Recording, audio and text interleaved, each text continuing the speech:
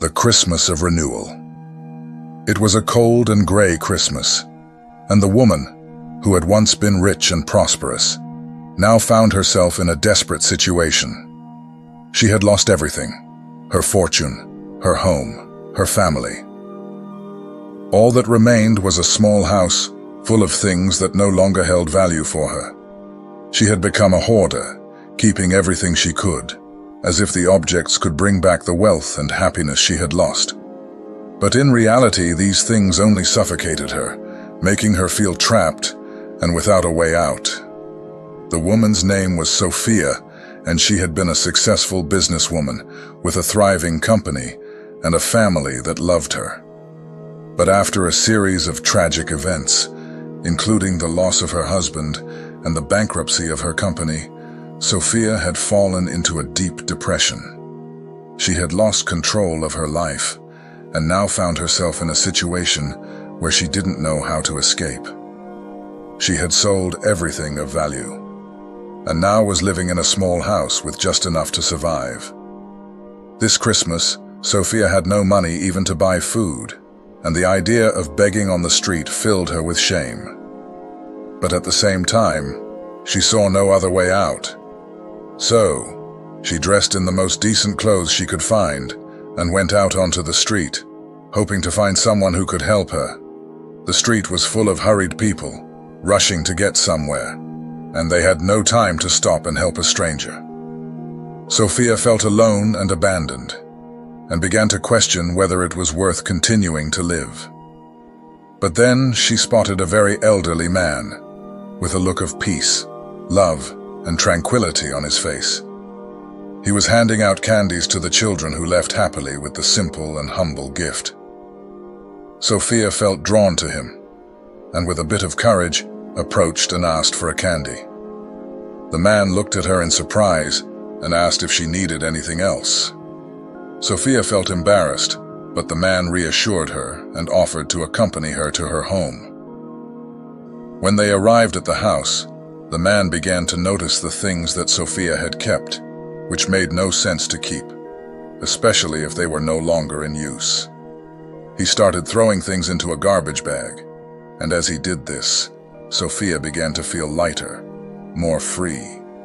With each item he removed, Sophia's smile began to return. Her face regained life, and her eyes sparkled. The house, which had once been filled with useless things, was now starting to look like a home again.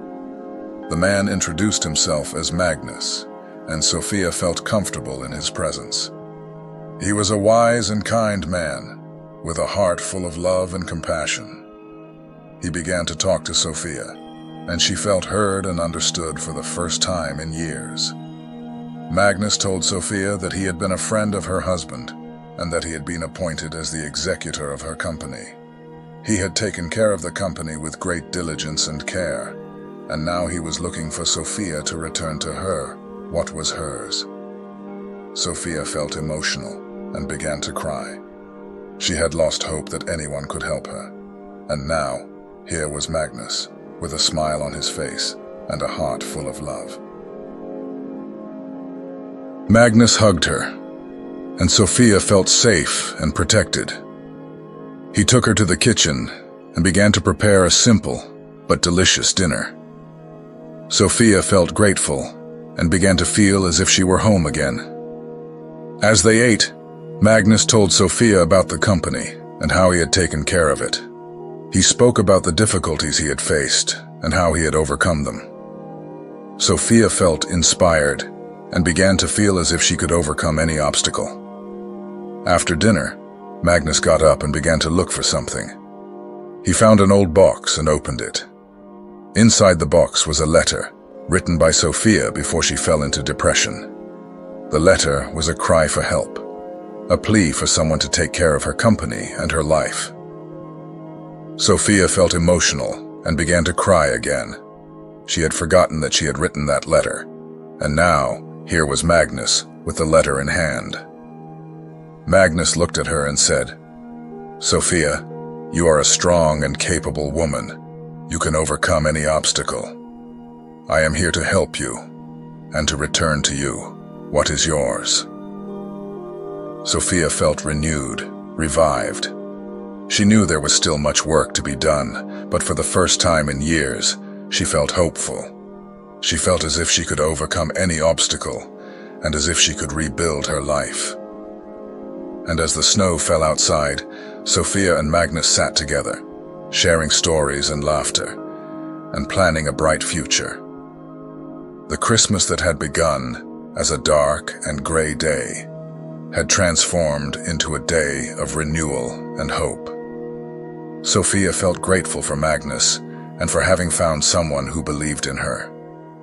She knew there was still much work to be done, but for the first time in years, she felt as if she were on the right path. And as night approached, Sophia felt as if she were home again. She felt as if she had found a new beginning, a new purpose. She felt as if she could overcome any obstacle, and as if she could rebuild her life.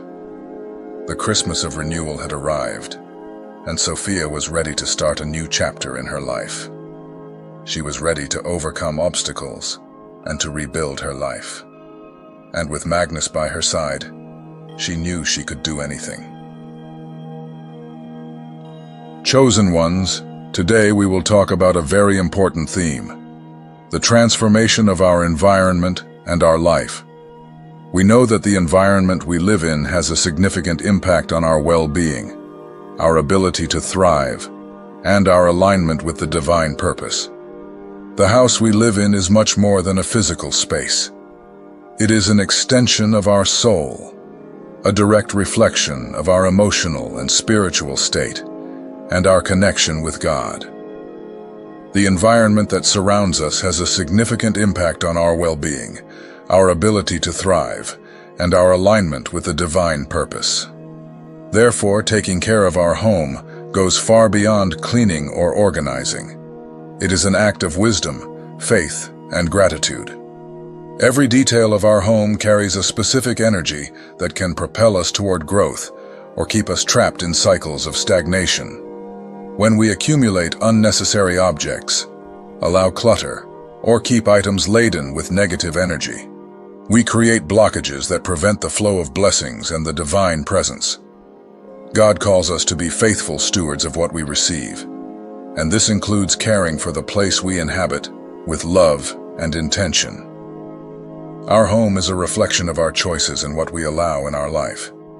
By eliminating objects that carry negative energies, such as reminders of difficult moments, broken items, or accumulated belongings without purpose, we are making space for the manifestation of new things. This cleaning is not just physical, it is spiritual. It is a gesture of opening the doors of our home and our heart so that the Holy Spirit can act fully, bringing healing, renewal, and harmony to the environment and our life. Our home should be a refuge, a place of peace and spiritual renewal. Caring for it with attention and purpose is a way to demonstrate gratitude to God and honor the divine presence that guides us.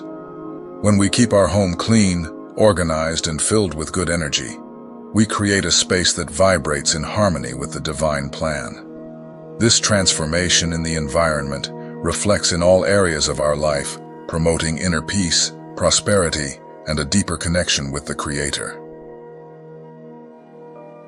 Now is the time to identify which objects or energies you need to remove from your home to create an environment of true harmony. By doing this cleaning, you will be opening yourself up to God's blessings and the manifestation of the greater purpose He has for your journey. Transform your home into a space of light, peace, and spiritual renewal. When we start to remove objects that no longer serve us, we begin to notice a significant change in our life. The energy of the environment starts to shift, and we begin to feel a sense of lightness and freedom. This is because we are creating space for divine energy to flow freely in our life, bringing with it the blessings and prosperity that God has reserved for us. Furthermore, by caring for our home, we are demonstrating our gratitude to God for all He has given us. We are showing that we value the divine presence in our life and that we are willing to do what is necessary to create an environment that is worthy of God's presence. The transformation of the environment is a process that can take time, but it is a valuable investment in our life. By creating an environment that supports prosperity and harmony, we are creating a new reality for ourselves. A reality where prosperity and harmony are the norm, not the exception. Chosen ones, the transformation of the environment is a powerful process that can change our life.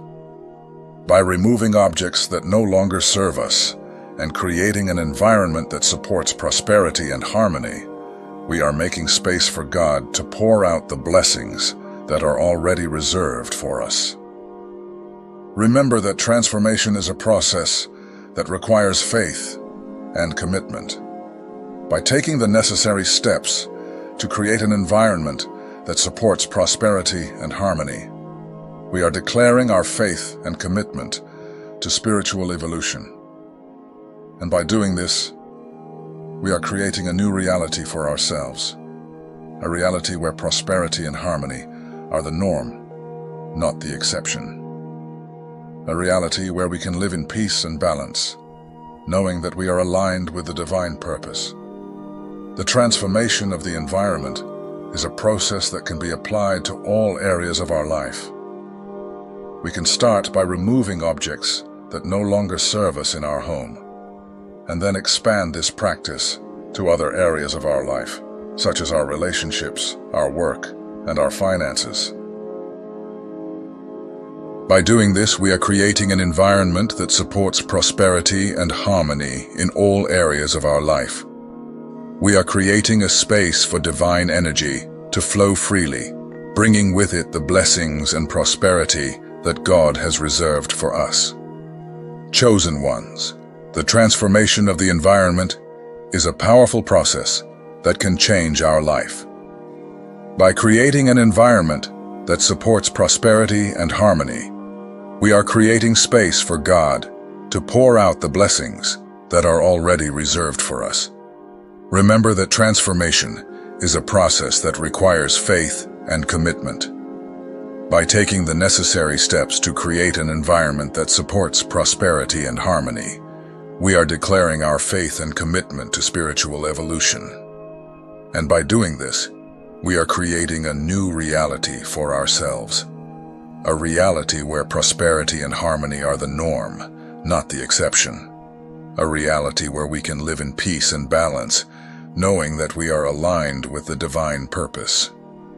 Accumulated clothes and shoes. Accumulated clothes and shoes can be a significant obstacle to prosperity and harmony in our lives. When we keep clothes and shoes that we no longer use, we are creating an environment of stagnation and lack of movement. This can affect our ability to move forward in our lives and achieve our goals. Moreover, accumulated clothes and shoes can carry negative energies, such as the energy of people who wore them before us, or the energy of difficult moments in our lives. When we keep these objects, we are allowing these negative energies to remain in our environment, which can affect our health, mood, and decision-making ability. Broken or unused electronics. Broken or unused electronics can be a significant problem in our environment. When we keep electronics that no longer work, we are creating an environment of disorder and lack of organization. This can affect our ability to concentrate and make decisions, as well as create an environment of stress and anxiety. Additionally, broken or unused electronics can carry negative energies, such as the energy of frustration and disappointment. When we keep these objects, we are allowing these negative energies to remain in our environment, which can affect our health and well-being. Accumulated papers and documents. Accumulated papers and documents can be a significant obstacle to prosperity and harmony in our lives. When we keep papers and documents that are no longer necessary, we are creating an environment of disorder and lack of organization. This can affect our ability to concentrate and make decisions, as well as create an environment of stress and anxiety. Furthermore, accumulated papers and documents can carry negative energies, such as the energy of stress and anxiety. When we keep these objects, we are allowing these negative energies to remain in our environment, which can affect our health and well-being. Stopped or defective clocks. Stopped or defective clocks can be a significant problem in our environment. When we keep clocks that no longer work, we are creating an environment of disorder and lack of organization. This can affect our ability to concentrate and make decisions, as well as create an environment of stress and anxiety. Additionally, stopped or defective clocks can carry negative energies, such as the energy of frustration and disappointment. When we keep these objects, we are allowing these negative energies to remain in our environment, which can affect our health and well-being. Items related to addictions or bad habits. Items related to addictions or bad habits can be a significant obstacle to prosperity and harmony in our lives. When we keep items that remind us of our addictions or bad habits, we are creating an environment of stagnation and lack of movement. This can affect our ability to move forward in our lives and achieve our goals. Moreover, items related to addictions or bad habits can carry negative energies, such as the energy of dependency and enslavement. When we keep these objects, we are allowing these negative energies to remain in our environment, which can affect our health and well-being. By eliminating these objects, we are creating space for divine energy to flow freely in our lives, bringing with it the blessings and prosperity that God has reserved for us. Now I am here to invite you to participate in a unique and powerful experience, the devotional The Chosen. 40 days to draw closer to God. During these 40 days, you will have the opportunity to reflect, pray, and dive deeper into the purpose that God has for your life. This devotional was created for people like you and me, who recognize the need for more faith, more love, and more hope in our lives. Each day will be an opportunity to renew your mind and your heart. It doesn't matter if you are just starting now, or if you have been on a spiritual journey for a long time. There is always something new to learn and a greater purpose to discover. The devotional will be your starting point to strengthen your faith and feel God's presence in every step of your life. I am George, a spiritual leader, and I am here to guide you on this journey. It doesn't matter if the world around you is full of challenges and uncertainties. God is bringing light into your life. He is saying, "Child, I am with you. Do not be afraid. Your new beginning starts now." If this message has spoken to your heart, I invite you to join me on this journey of transformation. If you are ready to leave the past behind and walk toward the light, I ask you to leave a message in the comments with the phrase, "I accept my new beginning in God." This phrase will be the symbol of your decision to surrender to God and begin a new journey of faith and hope.